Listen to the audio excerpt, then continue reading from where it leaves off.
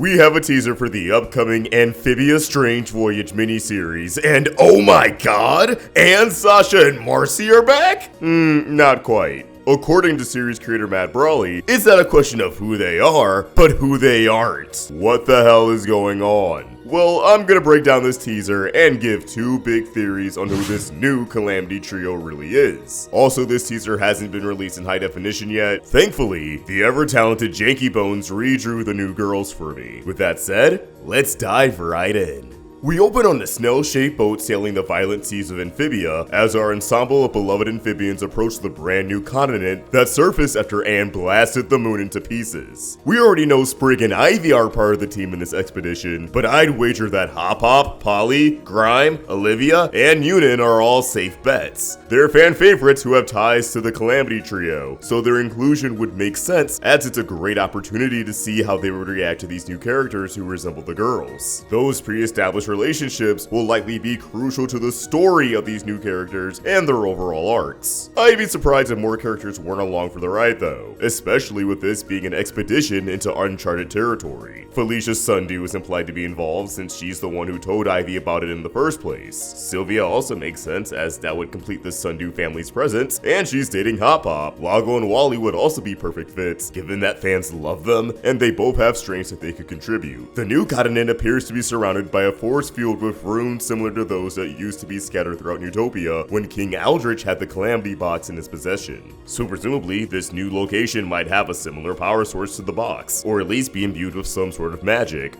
Also, there appears to be a green frog awaiting the crew on a formation near the continent, which I assume is a new character. We ease into a cave where we see a mysterious figure surrounded by 3 glowing stones that aren't too dissimilar to the gems of the Calamity Box and the 3 shards gifted to Anne by the Deity. Perhaps this is where all the magic on the continent comes from, and the mysterious figure is trying to ensure its protection with the arrival of new strangers. Or maybe they created these stones, being some kind of cosmic being who worked for the Deity but was forgotten with time. Regardless, I believe the money shot of the teaser may be a direct result of these stones. 3 girls that strongly resemble Anne, Sasha, and Marcy with glowing blue, pink, and green hair. They appear to be wearing armor that resembles the armor that Darcy wore, complete with capes and what appears to be a core insignia on the center of the cowl. We'll speculate on their true identities in a bit, but for now, it's very apparent that despite having ties to the Calamity Stones, they lack the core personality trait associated with each one. So I guess if they're the opposite of the girls, we should reverse the girls' names for them. So this is Enna, Ahsas, and Ycram.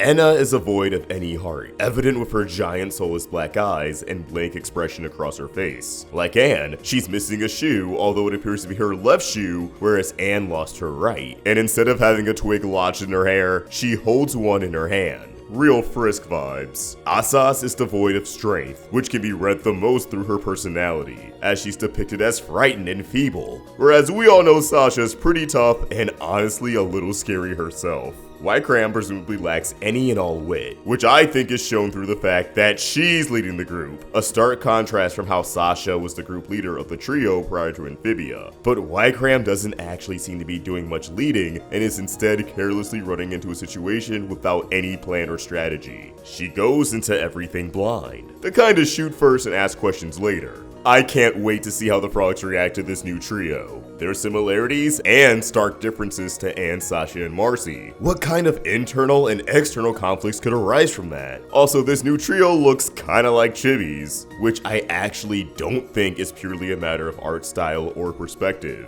They might just look like this, almost like Powerpuff Girls. It kind of reminds me of the Seraphim in One Piece, cyborgs who are younger depictions of other characters yet are relatively large in scale. In the case of the new trio, in spite of their chibi-like appearance, I imagine they won't be significantly smaller than Anne, Sasha, and Marcy, unless the team behind this graphic novel wants the girls to be the same size as the frogs for once. Moving on, we see a stone golem that immediately reminded me of John Luke from the Owl House, but really seems to be based off whatever species this mysterious figure is, implying that this is one of their creations. Probably protecting the 3 stones or something else valuable on this island. The mysterious figure is actually the final character we see in this teaser, as we're given a clearer look for them. The glowing pink gills convey to me that this is definitely an amphibian, although they're unlike everyone we've seen before. And we've seen frogs, newts, toads, axolotls, and even olms. That rules out a lot. This could be a type of amphibian they made up for this comic, or maybe they're a different kind of axolotl from Loggle. Axolotls have lore in Aztec mythology that could be incorporated here. Perhaps these amphibians used to have their own thriving society that was buried by the core, so that newts could be on top. The cloak of this mysterious figure also has similar runes to the force field outside the continent, so it wouldn't surprise me if they wield magic. And that's about it for the teaser. My guess for the plot is that the expedition to the new continent alerts this mysterious amphibian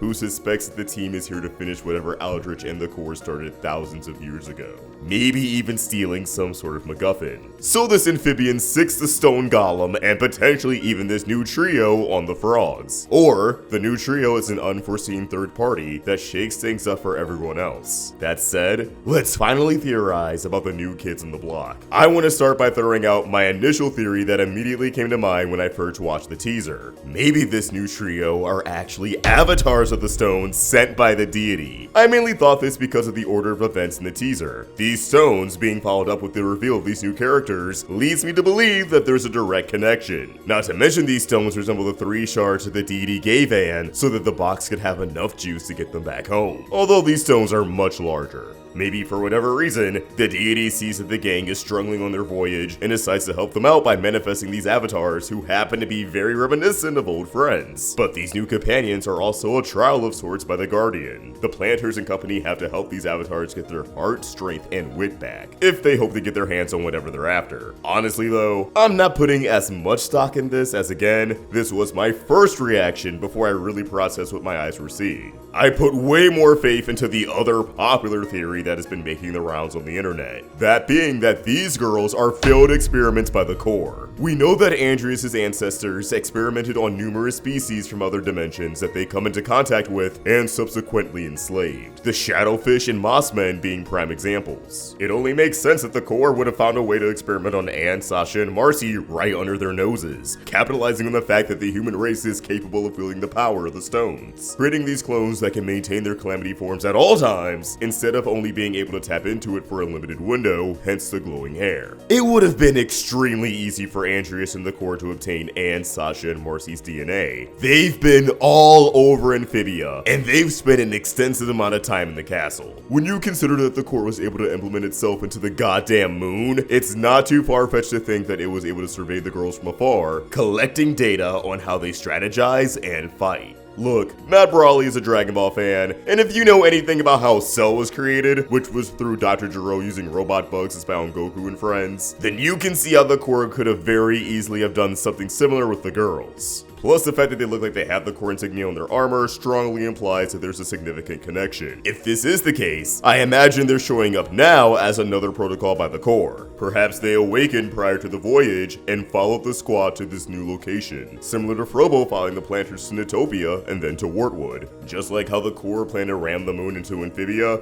it's possible that these clones are a post-mortem attempt at revenge. If their existence is independent of these 3 stones, then maybe they aim to claim them in an attempt to resurrect the Corps, or just reach their full power and take over Amphibia. However, if these are Corps experiments that were cooking in the lab for a while, their neon hair could imply that Andrias already imbued them with the power of the stones back when the box was in his possession. He clearly had a lot going on, but it makes sense that he and the Corps would want to get as much mileage out of the box as they possibly could. That said, maybe the Calamity clones won't be able to tap into their powers because their personalities are so out of sync with their designated stone. Maybe that in itself caused them to be considered failed experiments. They could have been discarded by the Corps and are now wandering Amphibia without a purpose. Either way, I think I already know where they're going with this. Throughout the strange voyage, these clones will bond with their respective amphibian pals and become more like Anne, Sasha, and Marcy. Enna bonding with the planters and learning how to follow her heart. Ahsas kicking ass with grime will help her embrace her inner strength. And adventuring with Unit and Olivia will show Ycram how to rely on her wits. By becoming becoming more in tune with the traits of each stone, they'll be able to tap into their powers. However, because they'll become fond of Amphibia, they'll have no desire to act on their intended purpose to destroy it. Whether they hang around after as sort of protectors of this new place, declaring it their home, or end up tragically sacrificing themselves against an antagonist we're not yet aware of, I'm excited to see what these three are really about. But we'll just have to wait and see. Either way, this got me even more excited for Strange Voyage than I already was, and I can't wait for it to start rolling out in 2026. That said, I want to hear your theories on the new trio in the comments down below. If you enjoyed this breakdown, then be sure to throw it a like and subscribe with notifications on so you stay in the loop with all the news about Amphibia's Strange Voyage. Thanks for watching, and I hope you have a great day. Peace! What we do here is go back. Need something to throw on while you draw, study, or sleep? Roundtable Rewind's got you covered. So why not take a stroll down memory lane and subscribe? No one can tell me what to do. See you there.